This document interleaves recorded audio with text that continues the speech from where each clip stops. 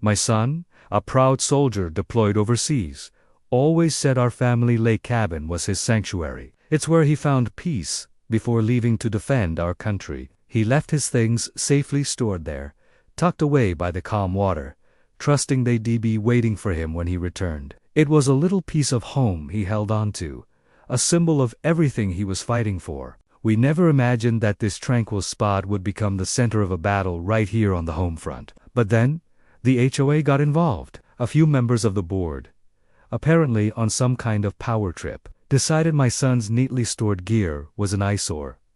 Instead of talking to us, they trespassed onto our private property. They snooped around, taking pictures, whispering and judging. It felt like such a violation. Their justification, the so-called aesthetic of the neighborhood. But it wasn't just about aesthetics.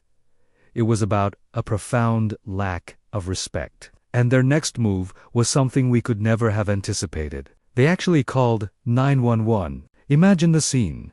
Police cars pulling up to our quiet cabin, lights flashing, shattering the peace. The officers got out, ready for who knows what kind of emergency. The HOA members stood there, pointing self-righteously at my son's belongings. We explained the situation, our voices trembling with a mix of anger and disbelief. As the truth dawned on the officers, you could see the shock and disappointment wash over their faces. They looked from the gear to us, then back at the smug HOA board. One of them just shook his head and said, "You called us out here for this. This belongs to a soldier serving our country." The absurdity of it all hung heavy in the air. The HOA hadn't just overstepped. They had weaponized emergency services over a known issue, disrespecting both law enforcement and a member of the armed forces in one fell swoop. In that moment, all I could picture was my son. I saw him in his uniform, thousands of miles away in a dusty, dangerous land. I thought of his sacrifice, the long nights, the missed holidays, the constant risk he faces so that we can live in freedom and security. He's out there, defending the very ideals that people back home were so carelessly trampling on. He was fighting for his country, for his home, for the right to have a place to come back to. And here, that very place was being threatened, not by an enemy abroad, but by the petty tyranny of a neighborhood committee. The contrast was sickening. It wasn't just about a few stored items anymore. It was about honor, respect, and the promise we make to our service members that we keep the home fires burning for them. That was the last straw. The absolute final line they would ever cross. The disrespect was too profound, the arrogance too great. We had tried to be good neighbors, to follow the rules.